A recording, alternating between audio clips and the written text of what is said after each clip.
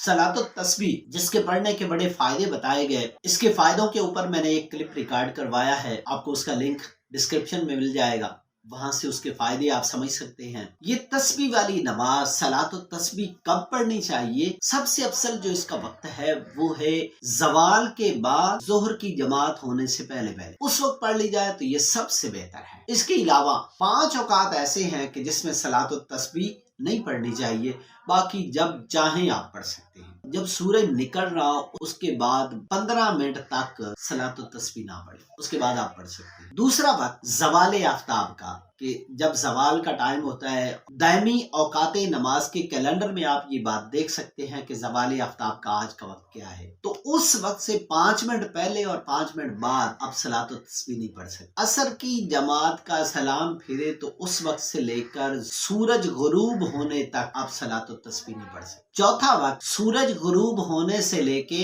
मगरिब की नमाज अदा करने तक आप सलात तस्बीह नहीं पढ़ सकते। पांचवा वक्त सहरी का टाइम खत्म होने से लेकर सुबह का सूरज तुलू होने तक, उसके दरमियान भी सलात तस्बीह को नहीं पढ़ा जा सकता। ये 5 औकात हैं जिनमें आप सलात तस्बीह नहीं पढ़ेंगे। बाकी जब आपका जी चाहे, रात को चाहे, दिन को चाहे, आप पढ़ सकते हैं, कोई मना नहीं है। उम्मीद है आज की वीडियो से आपको कुछ ना कुछ सीखने को मिला होगा।